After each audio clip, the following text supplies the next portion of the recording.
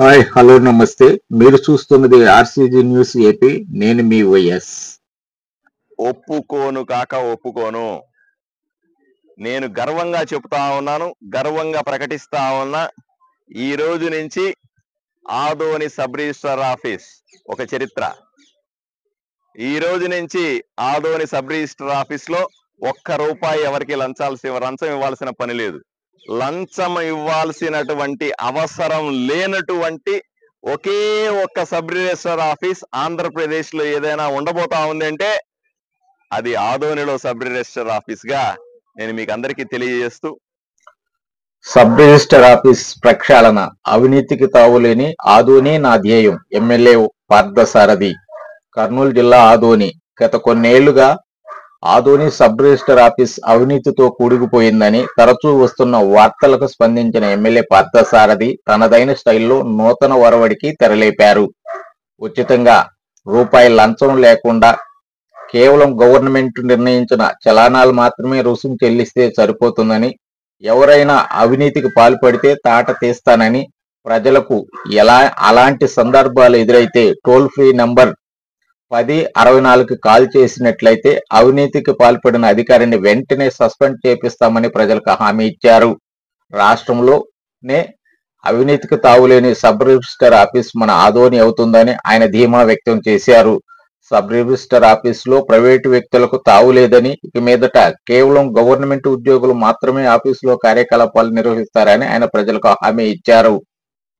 రిజిస్ట్రార్లు మారినారు. ప్రతి ఒక్కసారి కూడా నేను వాళ్ళతో కూర్చొని ఎప్పటికప్పుడు సమీక్షించేవాడిని, ఏం జరుగుతుంది, ఎలా జరుగుతుంది. అలాగే రైటర్స్ ఉన్నారు ఇక్కడ, డాక్యుమెంట్ ప్రిపేర్ చేసేవాళ్ళు, రైటర్లందరూ కూడా ఉన్నారు. వీళ్ళతో కూడా తరచుగా నేను కూర్చుంటూ ఉంటాను. గతంలో ఈ సబ్ రిజిస్టర్ ఆఫీస్ ని అడ్డం పెట్టుకొని ఎన్నో అక్రమాలు జరిగినాయి, ఎన్నో ఇబ్బందులైనవి. వీన్ని ఎలా సరిచేయాలని ఎంతో కాలంగా మేము ప్రయత్నం చేస్తూ ఉన్నాం. కానీ మీకు అందరికీ తెలుసు, రీసెంట్ వరకు కూడా చాలా మంది నా దగ్గరికి వస్తారు. సార్, నా ఆస్తులు డబుల్ రిజిస్ట్రేషన్లు అయినాయి, నాకు రిజిస్ట్రేషన్ చేసినారు, ఇంకొకరికి కూడా రిజిస్ట్రేషన్ చేశారండి. ఏమండి, నా రిజిస్ట్రేషన్ మీద మాకు అన్నదమ్ముల గొడవలు ఉన్నాయి, దాని పేరు మార్చారు, సర్వే నెంబర్లు మార్చి రిజిస్ట్రేషన్ చేశారండి. ఏమండి, అది మార్చేశారు, ఇది మార్చేశారు, రిజిస్ట్రేషన్లు చేశారండి. మా ప్రాపర్టీస్ ని ఈ ఊర్లో కాదండి, వేరే ఊర్లో ఎక్కడో రిజిస్ట్రేషన్ చేశారండి అని లబోదిబోం అనేటువంటి ఆదోని ప్రజలు ఎంతో మంది నన్ను కలుస్తా ఉంటారు. వీళ్ళకందరికీ కూడా పరిష్కారం చూపాల్సిన అవసరం కూడా ఉంది. మంచిగా చెప్తా ఉన్నాం, కఠినంగా చెప్తా ఉన్నాం. ఆదోనిలో ఇటువంటి అక్రమాలు సహించను అని చాలా స్పష్టంగా చెప్తా ఉన్నాను. అయినప్పటికి కూడా కొంత మెరుగవుతుంది, కానీ దీన్ని జీరోకు తేవాల్సిన అవసరం ఉంది. ఆదోనిని స్వచ్ఛమైన పట్టణంగా, సురక్షితమైన పట్టణంగా తీర్చిదిద్దాలనే ఆకాంక్షతో ఈరోజు నేను మరొక అడుగు ముందుకేస్తా ఉన్నా. రోజుకు యావరేజ్ గా 50 నుంచి 100 రిజిస్ట్రేషన్లు జరుగుతాయి ఆదోని రిజిస్ట్రేషన్ ఆఫీస్ లో. అంటే నెలకి ఎన్ని అవుతాయో చూడండి, వేల సంఖ్యలో అవుతాయి. సంవత్సరానికి ఎన్ని అవుతాయో చెప్పండి, లక్షల సంఖ్యలో అవుతాయి. ఈ రకంగా ఉన్నటువంటి రిజిస్ట్రేషన్ భారాన్ని చాలా మంది అంటారు, సార్ అక్కడికి పోతే డబ్బులు ఇవ్వాల్సి వస్తా ఉంది సార్, డబ్బులు ఇస్తే గానీ జరగట్లేదండి. ఇవన్నీ ఆరోపణలు. నేను ఎప్పటికప్పుడు వీళ్ళ అధికారులని అలర్ట్ చేస్తా ఉంటాను. దయచేసి నేను ఎమ్మెల్యేగా ఉండగా ఇటువంటి ఆరోపణలు రావడానికి వీల్లేదు, తప్పు జరగడానికి వీల్లేదు అని చాలా స్పష్టంగా చెప్తా ఉన్నాను. అందువల్లే ఈరోజు ఆదోని సబ్ రిజిస్ట్రార్ ఆఫీస్ ని ఎటువంటి లంచాలు తీసుకోనటువంటి ఆఫీసుగా తీర్చిదిద్దబోతా ఉన్నాం. మీరు కరెక్ట్ గానే వింటా ఉన్నారు. ఆంధ్రప్రదేశ్ లో ఆదోనిలో ఉన్నటువంటి సబ్ రిజిస్టర్ ఆఫీస్ లో ఈ రోజు నుంచి ₹1 కూడా లంచం ఎవరు తీసుకోరు. ఎవ్వరు కూడా, నేను ప్రజలకందరికీ విజ్ఞప్తి చేస్తా ఉన్నాను, ఎవ్వరూ కూడా మీ రిజిస్ట్రేషన్ కు సంబంధించినటువంటి ఫీజు ప్రభుత్వానికి చెల్లించాల్సినటువంటి చలాన్లు తప్ప రూపాయి అదనంగా ఇవ్వాల్సిన అవసరం లేదు. ఎవరైనా సరే ఆ రకంగా మిమ్మల్ని డబ్బులు అడిగితే,